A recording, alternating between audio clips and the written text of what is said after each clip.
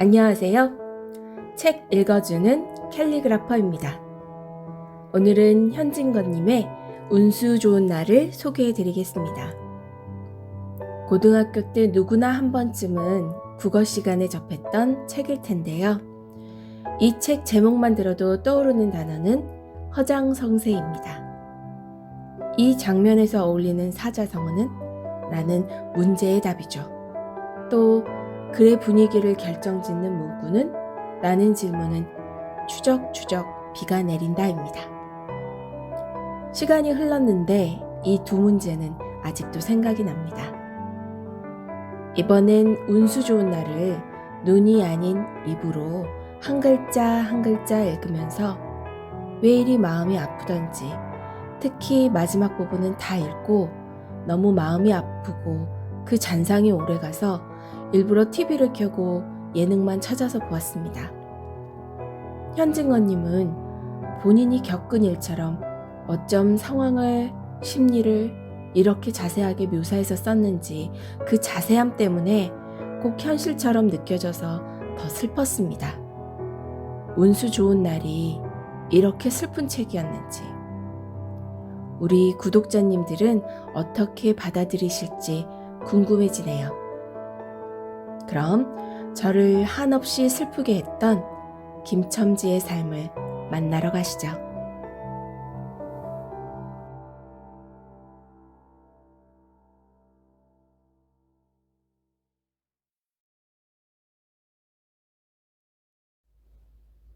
운수 좋은 날, 현진건.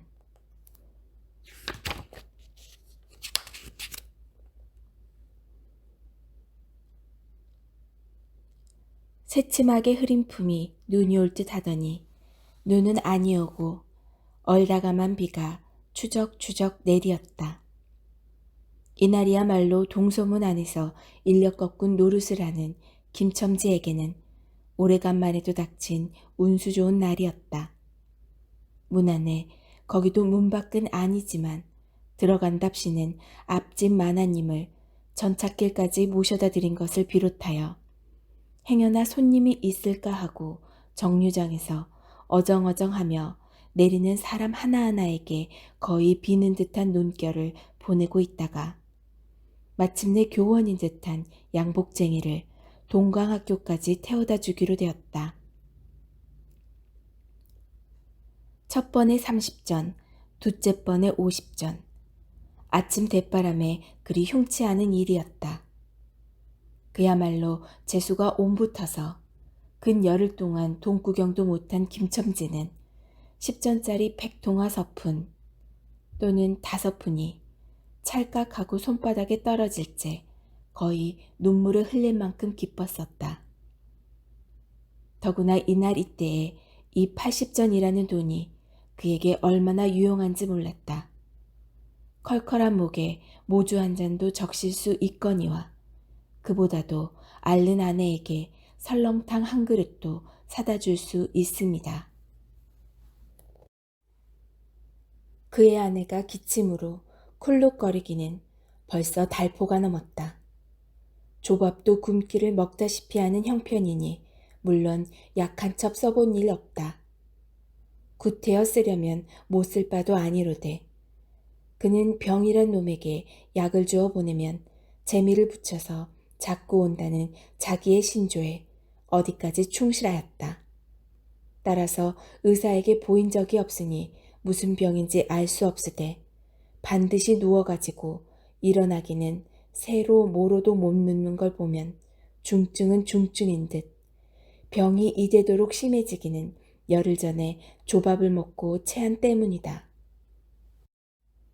그때도 김첨지가 오래간만에 돈을 얻어서 좁쌀 한 대와 10전짜리 나무 한 단을 사다 주었더니 김첨지의 말에 의지하면 그 오라질년이 천방지축으로 냄비에 대고 끓였다.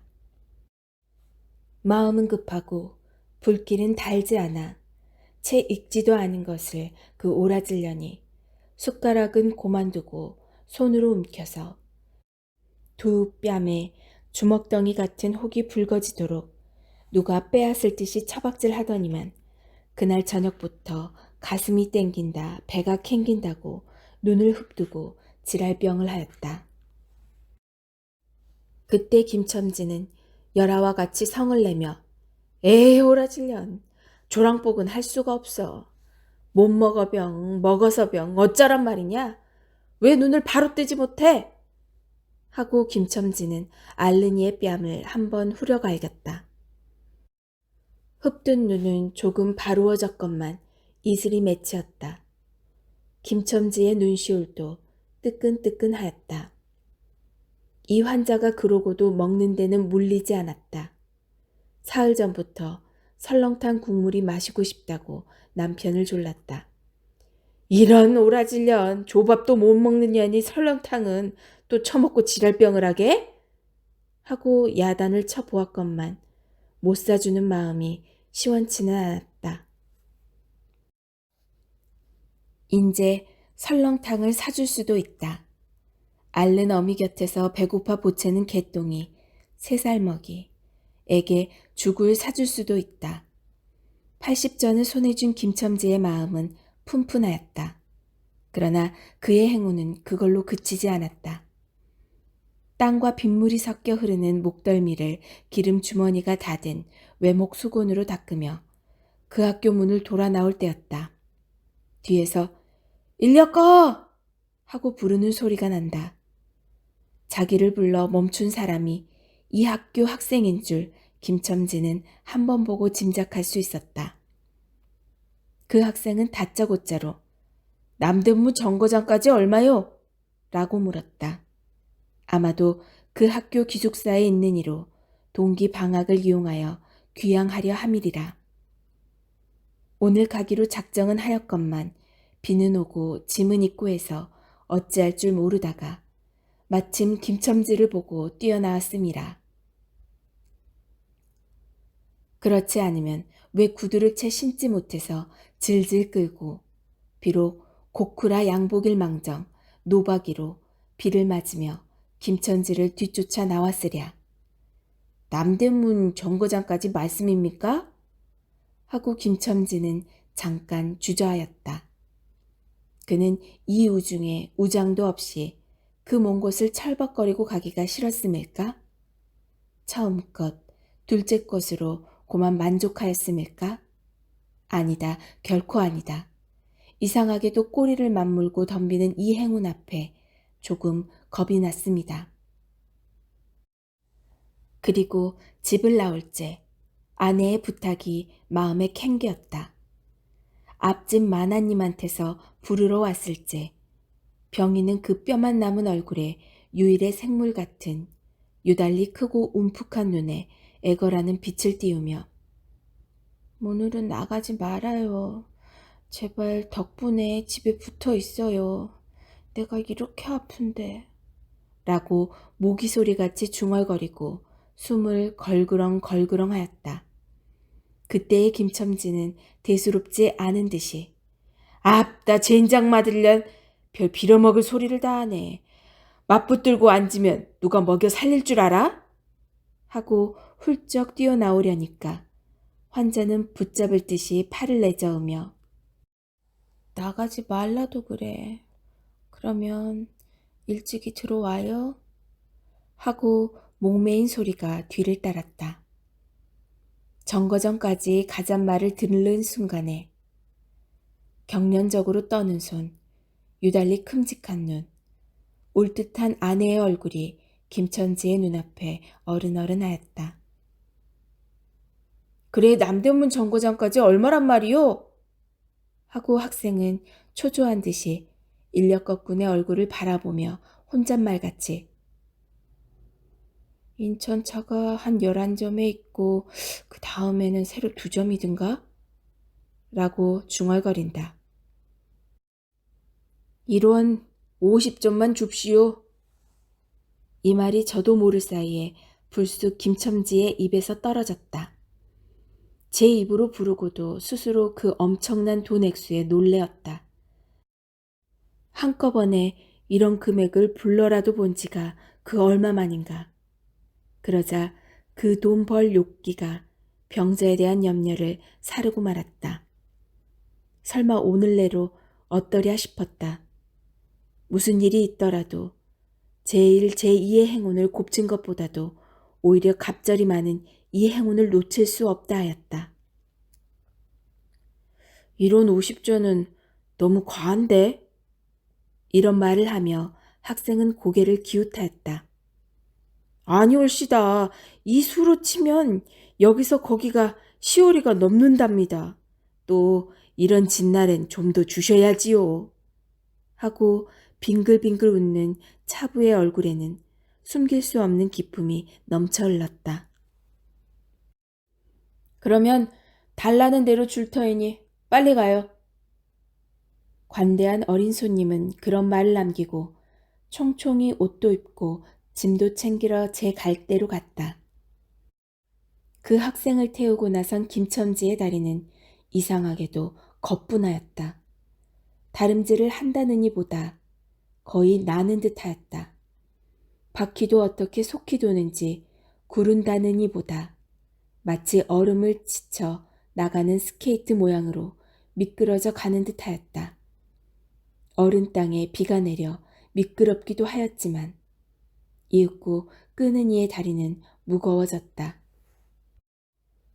자기 집 가까이 다다른 까닭이었다. 새삼스러운 염려가 그의 가슴을 눌렀다. 오늘은 나가지 말아요. 내가 이렇게 아픈데. 이런 말이 잉잉 그의 귀에 울렸다. 그리고 병자의 음쑥 들어간 눈이 원망하는 듯이 자기를 노리는 듯하였다. 그러자 엉엉하고 우는 개똥이 곡성을 들은 듯 싶었다. 딸꾹딸꾹하고 숨 모으는 소리도 나는 듯 싶었다. 왜 이러우? 기차 놓치겠구먼. 하고 타니의 초조한 부르짖음이 간신히 그의 귀에 들어왔다. 언뜻 깨달으니 김첨지는 인력거 채를 쥔 채 길 한복판에 엉거주춤 멈춰있지 않은가. 예. 하고 김첨지는 또다시 다름질하였다. 집이 차차 멀어갈수록 김첨지의 걸음에는 다시금 신이 나기 시작하였다. 다리를 제게 놀려야만 쉴 새 없이 자기의 머리에 떠오르는 모든 근심과 걱정을 잊을 듯이 정거장까지 끌어다주고 그 깜짝 놀란 이런 50전을 정말 제 손에 쥐매 제 말 맞다나 십리나 되는 길을 비를 맞아가며 질퍽거리고 온 생각은 아니하고 거저나 얻은 듯이 고마웠다. 졸부나 된 듯이 기뻤다. 제 자식벌밖에 안 되는 어린 손님에게 몇 번 허리를 굽히며 안녕히 다녀옵시오 라고 깍듯이 재우쳤다. 그러나 빈 인력거를 털털거리며 이 우중에 돌아갈 일이 꿈밖이었다. 노동으로 하여 흐른 땀이 식어지자 굶주린 창자에서 물 흐르는 옷에서 어슬어슬 한기가 솟아나기 비롯하며 이런 50전이란 돈이 얼마나 귀찮고 괴로운 것인 줄 절절히 느끼었다. 정거장을 떠나는 그의 발길은 힘 하나 없었다. 온몸이 옹송그려지며 당장 그 자리에 엎어져 못 일어날 것 같았다. 진작 맞을 것. 이 비를 맞으며 빈 인력거를 털털거리고 도라를 간다. 이런 빌어먹을. 제 할미를 붙일 비가 왜 남의 상판을 딱딱 때려? 그는 몹시 화증을 내며 누구에게 반항이나 하는 듯이 개걸거렸다. 그럴 즈음에 그의 머리엔 또 새로운 광명이 비쳤나니 그것은 이러고 갈 게 아니라 이 근처를 빙빙 돌며 차 오기를 기다리면 또 손님을 태우게 될지는 몰라 란 생각이었다. 오늘 운수가 괴상하게도 좋으니까 그런 요행이 또 한 번 없으리라고 누가 보증하랴. 꼬리를 굴리는 행운이 꼭 자기를 기다리고 있다고 내기를 해도 좋을 만한 믿음이 얻게 되었다. 그렇다고 정거장 인력거꾼의 등살이 무서우니 정거장 앞에 섰을 수는 없었다. 그래, 그는 이전에도 여러 번 해본 일이라 바로 정거장 앞 전차 정류장에서 조금 떨어지게 사람 다니는 길과 전차길 틈에 인력거를 세워놓고 자기는 그 근처를 빙빙 돌며 형세를 관망하기로 했다. 얼마 만에 기차는 왔고 수십 명이나 되는 손이 정류장으로 쏟아져 나왔다. 그 중에서 손님을 물색하는 김첨지의 눈엔 양머리 뒤축 높은 구두를 신고 망토까지 두른 기생 퇴물인 듯 남봉 여학생인 듯한 여편네의 모양이 띄었다. 그는 슬근슬근 그 여자의 곁으로 다가들었다. 아씨, 인력거 아니 타시랍시오? 그 여학생인지 뭔지가 한참은 매우 태가를 빼며 입술을 꼭 다문 채 김첨지를 거들떠 보지도 않았다. 김첨지는 국어라는 거지나 무엇같이 연애 연방 그의 기색을 살피며 아씨, 정거장 애들보담 아주 싸게 모셔다 드리겠습니다. 댁이 어디신가요? 하고 추근추근하게도 그 여자의 들고 있는 일본식 버들 고리짝에 제 손을 대었다. 왜 이래? 남 귀치 않게. 소리를 병력같이 지르고는 돌아선다. 김첨지는 어렵시오? 하고 물러섰다. 전차는 왔다. 김첨지는 원망스럽게 전차 타는 일을 노리고 있었다. 그러나 그의 예감은 틀리지 않았다. 전차가 빽빽하게 사람을 싣고 움직이기 시작하였을 때 타고 남은 손 하나에 있었다. 굉장하게 큰 가방을 들고 있는 걸 보면 아마 붐비는 차 안에 짐이 크다 하여 차장에게 밀려 내려온 눈치였다. 김첨지는 대어섰다. 인력거를 타시랍시오. 한동안 값으로 승강이를 하다가 60전에 인사동까지 태워다 주기로 하였다. 인력거가 무거워짐에 그의 몸은 이상하게도 가벼워졌고 그리고 또 인력거가 가벼워지니 몸은 다시금 무거워졌건만 이번에는 마음조차 초조해 온다. 집의 광경이 자꾸 눈앞에 어른거리어 인제 요행을 바랄 여유도 없었다. 나무 등걸이나 무엇 같고 제것 같지도 않은 다리를 연에 꾸짖으며 갈팡질팡 뛰는 수밖에 없었다. 저놈의 인력거꾼이 저렇게 술이 취해가지고 이 진땅에 어찌 가노라고 길 가는 사람이 걱정을 하리만큼 그의 걸음은 황급하였다. 흐리고 비오는 하늘은 어두침침하게 벌써 황혼에 가까운 듯하다. 창경원 앞까지 다다라서야 그는 턱에 닿은 숨을 돌리고 걸음도 늦추잡았다. 한 걸음 두 걸음 집이 가까워 올수록 그의 마음조차 괴상하게 누그러웠다. 그런데 이 누그러움은 안심해서 오는 게 아니오. 자기를 덮친 무서운 불행을 빈틈없이 알게 될 때가 박두한 것을 두리는 마음에서 오는 것이다. 그는 불행에 다닥치기 전 시간을 얼마쯤이라도 늘리려고 버르적거렸다. 기적에 가까운 벌이를 하였다는 기쁨을 할 수 있으면 오래 지니고 싶었다. 그는 두리번 사면을 살피었다.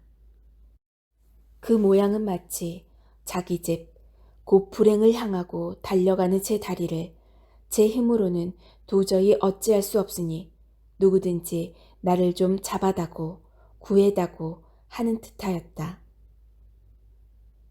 그럴 즈음에 마침 길가 선술집에서 그의 친구 치삼이가 나온다.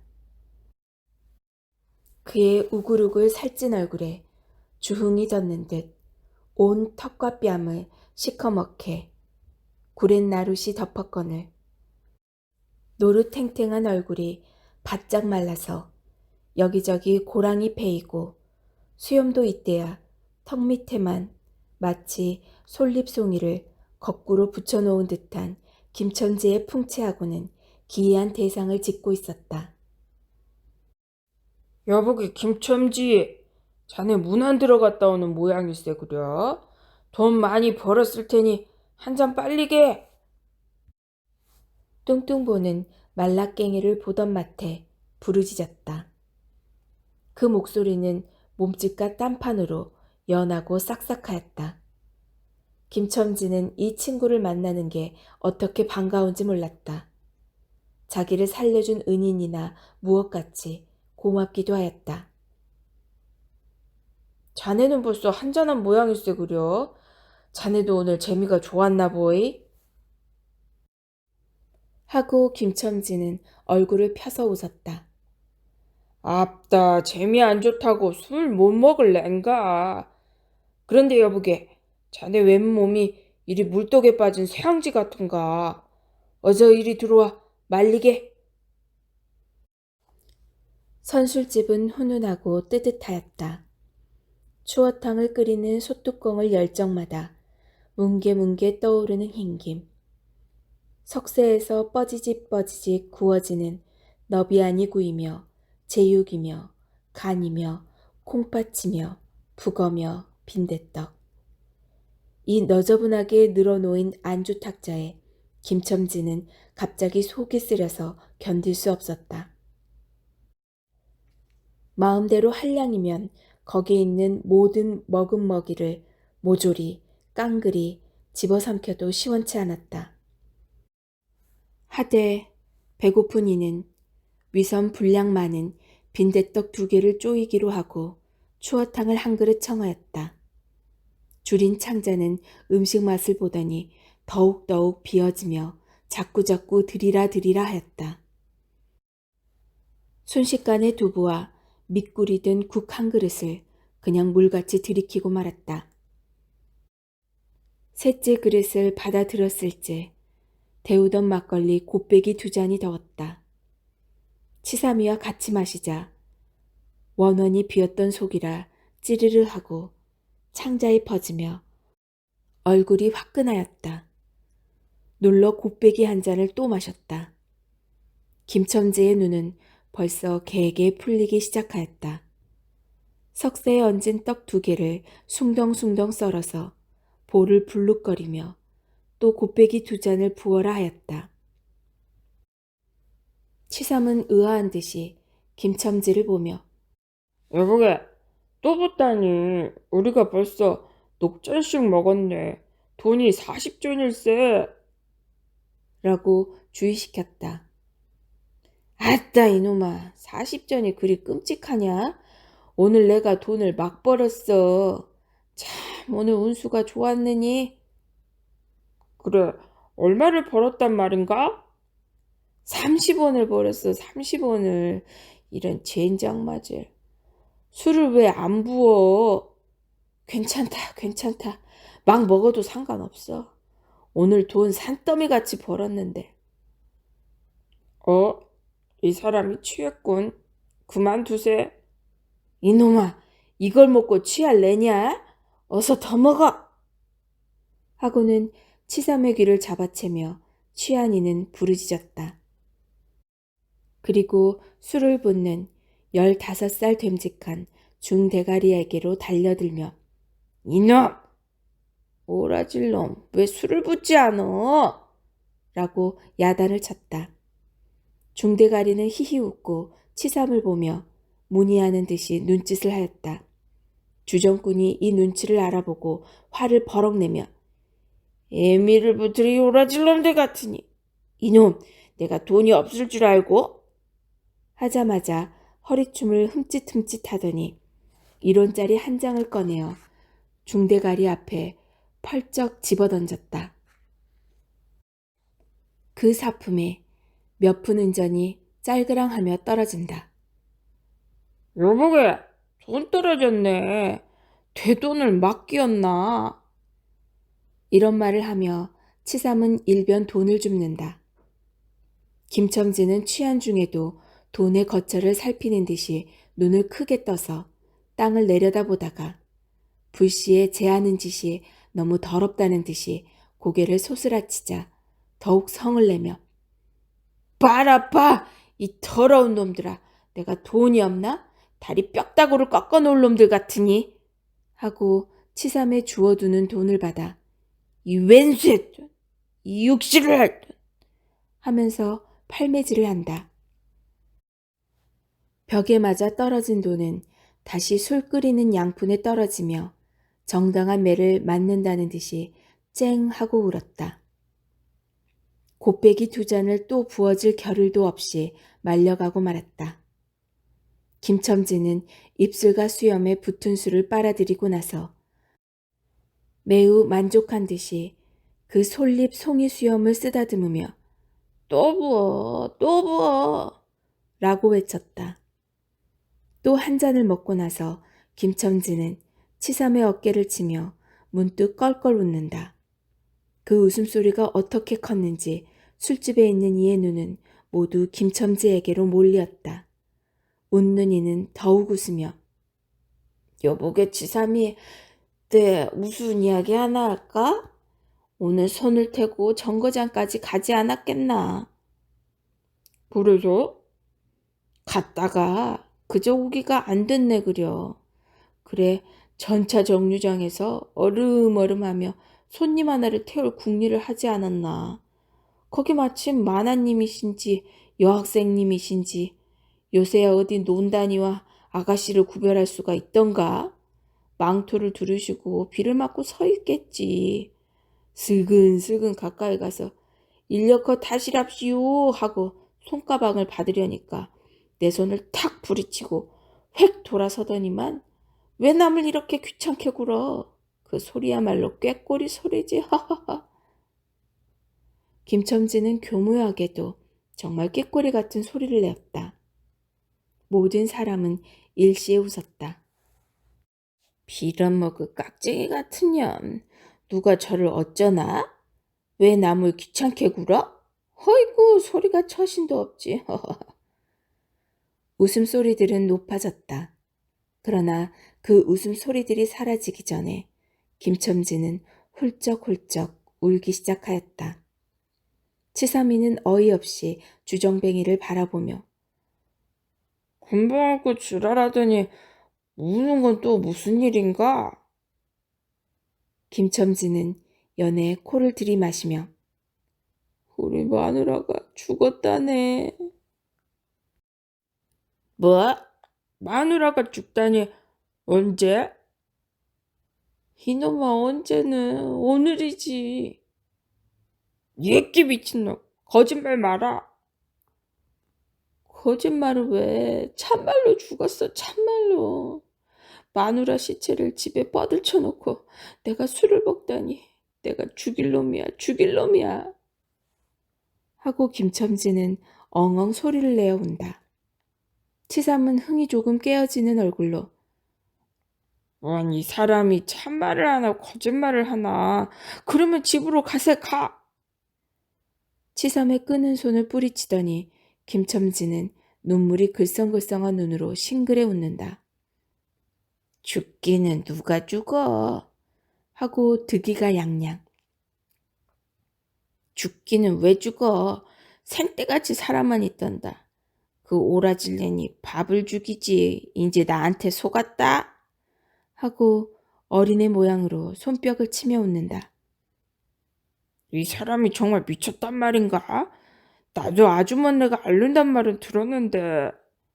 하고 치삼이도 어느 불안을 느끼는 듯이 김첨지에게 또 돌아가라고 권하였다. 안 죽었어. 안 죽었대도 그래.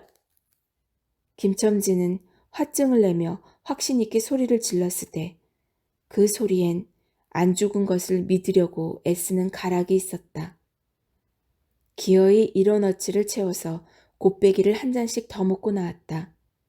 구준비는 의연히 추적추적 내린다.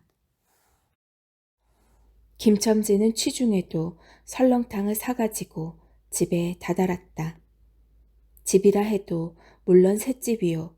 또 집 전체를 세든 게 아니라 안과 뚝 떨어진 행랑방 한 칸을 빌려든 것인데 물을 길어대고 한 달에 1원씩 내는 터이다. 만일 김첨지가 주기를 띄지 않았던들 한 발을 대문에 들여놓았을째 그곳을 지배하는 무시무시한 정적. 폭풍우가 지나간 뒤에 바다 같은 정적에 다리가 떨렸으리라. 쿨룩거리는 기침 소리도 들을 수 없다. 그르렁거리는 숨소리조차 들을 수 없다. 다만 이 무덤 같은 침묵을 깨뜨린다느니 보다 한층 더 침묵을 깊게 하고 불길하게 하는 빡빡하는 그윽한 소리, 어린애의 젖바는 소리가 날 뿐이다.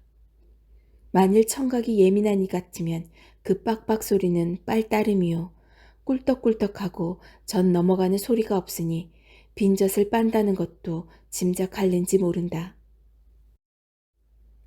혹은 김첨지도 이 불길한 침묵을 짐작했는지도 모른다.